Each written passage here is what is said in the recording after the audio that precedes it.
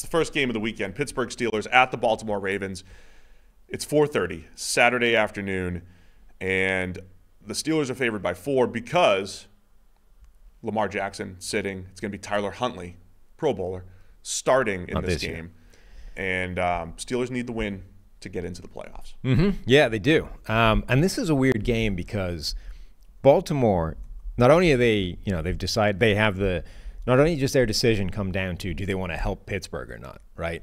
Because obviously their part is locked up. But they are actually incentivized to lose this game for their own benefit, because if you look at playoff odds, if you look at Super Bowl odds, all those kinds of things, right now the market says Buffalo is the second best team in the AFC, even though they might not even make the playoffs, right? The market says that Buffalo is the biggest threat to Baltimore within the conference, and Baltimore losing actually makes it more difficult for Buffalo to make the playoffs this week. So the only thing that Baltimore actually determines is, like, how much do we care about helping Pittsburgh, or how much do we care about actually trying to make it more difficult for Buffalo? So theoretically, if you're playing the percentages and looking at, like, what is our edge here, our edge is obviously keeping everybody healthy. That's one part of it. But we're actually incentivized to lose because Buffalo is the team we want to face the least in the postseason. On the other hand, if Pittsburgh loses and Buffalo wins, so Buffalo doesn't win the AFC East, Miami wins it, Buffalo has a real good chance to be the 6th seed, right, and go into Kansas City. So through that lens, Baltimore, if they beat Pittsburgh, knock them out, you're assured of either the Bills or the Chiefs, who are probably the biggest challenges. I mean, Miami's up there too, of course. They'd have the 2 seed. But 2 of the biggest challenges, Buffalo and Kansas City, would have to play each other in the first round. So there's that perspective as well. You could, if Pittsburgh wins, maybe Buffalo's out totally, but if Buffalo's in, they could end up playing Kansas City round 1. Pittsburgh scenarios here, they get in with the win. I'm reading all the scenarios. It's Scenario Thursday. Great podcast. It's my favorite podcast. This is why we're nominated for awards. This is actually, I'm not built for Week 18, but I'm built for the last week of the season, whenever it is. Pittsburgh's in with a win plus a Buffalo loss, or a win plus a Jacksonville loss or a tie, or a Pittsburgh win plus a Houston-Indianapolis tie, or Pittsburgh tie. We got to stop with the ties. That's too much. Yeah. We won't do the other ties. Great. But it would be funny if Pittsburgh wins on Saturday and Houston and Indy, as if they tie, Pittsburgh gets in, regardless of what else happens. Okay.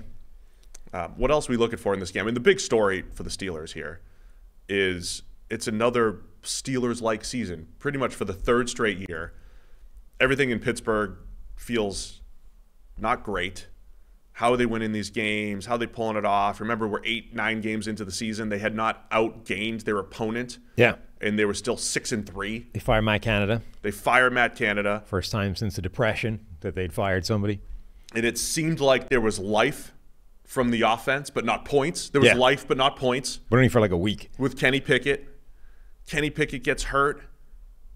Mitch Trubisky comes in. He's terrible. And then Mason Rudolph comes in. Saves the day. In 2 straight weeks of 30-plus points in Pittsburgh. To the point now where, look, the offense does look different with Mason Rudolph. They're running the ball a lot better. They're running the ball often. And especially last week in Seattle, there were big plays down the field. Yeah. And again, against Cincinnati 2 weeks ago, 86-yarder to George Pickens. There were some big plays from the pass game as well. And it's been, like, all the way through the year with multiple different quarterbacks. Generally, the answer has been, if you just start force-feeding George Pickens, good things will happen. Like, he may have that, the lazy sort of tape where he just didn't bother blocking for Jalen Warren and then tried to make out like that was normal. But he is their best playmaker, like, by a distance. And if they just start feeding him the football all the way through the year, whether it's, slants to the house, whether it's a rare in-breaking route deeper down the field, whether it's down the field on the sideline, like whatever, just get the guy the ball because he's by far your best playmaker. So my question is, so obviously Pittsburgh's playing for something. I do think Baltimore at the end of the day says rest is the best way to go. But as we always say, you can't literally rest every single starter. I mean, you do have a backup at every position. Right. But you only have, 8 to 10 offensive linemen healthy, active. You have to keep some of your starters in there.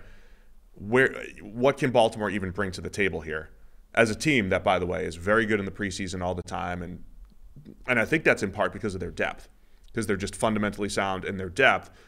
But are we going to see defensively? I assume we're not going to see Kyle Hamilton battling his injuries. Are we going to see Roquan Smith in the middle of the defense? Justin Madubuike at defensive tackle? I don't know how much Baltimore is even going to put their starters out there, and then they have the 2 weeks off before their bye, or before their next game. I mean, given that, as I said, they're incentivized to lose. They've already kind of declared effectively that they're going to be resting people. I would imagine this will be as bare bones a team as you can make putting out there. Like, nobody that's dealing with any kind of injury is going to play. Nobody that's in serious, that's a serious consequence of the team's playoff hopes is going to play.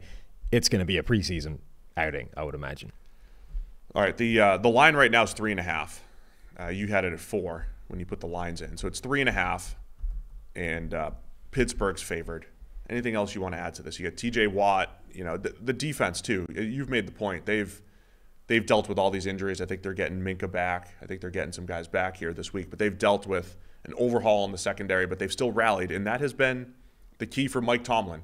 You know, a lot of people in Pittsburgh have wanted Mike Tomlin out this year, but he did it again, man. Coming off back-to-back losses to the Patriots and Cardinals when it should have been rock bottom for this franchise this year.